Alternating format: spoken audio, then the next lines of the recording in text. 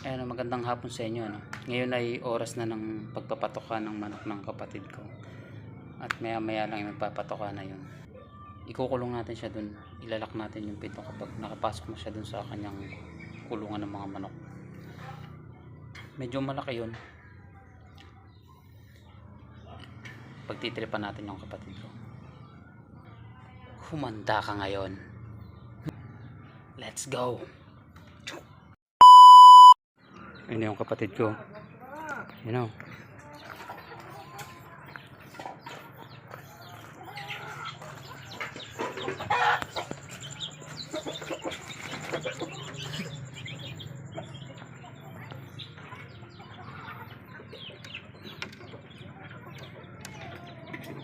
Oh no!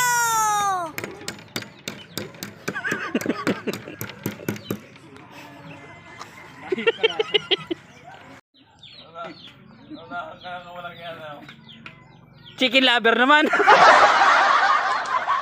Ay.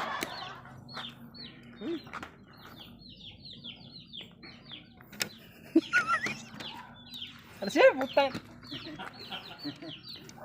Ano kayo? Ha? Ang ginagawa mo dyan? Butang na mukha pag ikaw ni kulong-kulong eh. Wala ka nang magawang matino eh. Ah? Ano siya rin? Alin?